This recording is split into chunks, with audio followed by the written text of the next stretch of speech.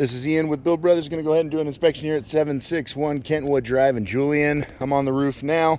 This is by far the worst condition on the whole house. You can see that these shingles are actually completely disintegrating, and we're now looking at what is a layer underneath this top layer.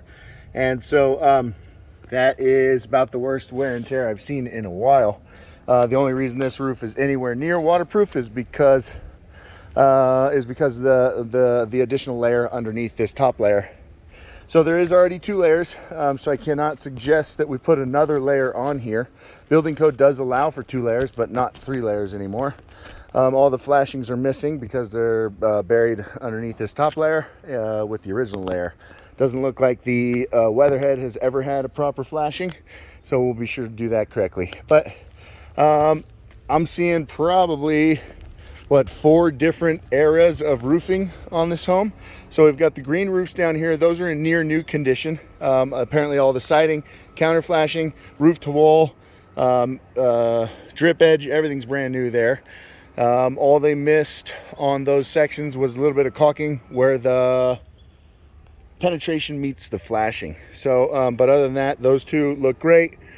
This roof plane appears to be newer than this down here, just based on condition. It does appear to be the same color, so maybe because it's north facing at such a steep angle, it has dramatically less wear and tear, but it's still near the end of its life expectancy. We can see some really bad wear and tear down there, and so it is time to replace this roof plane also.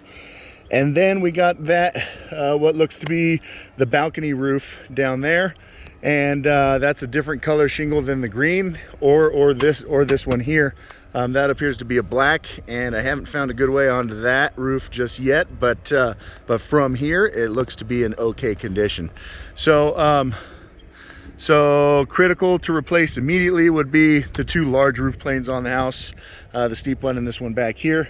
This one does have 2 layers. If we look underneath the drip edge, we can see a second layer underneath there. So definitely cannot recommend a 3rd layer there either.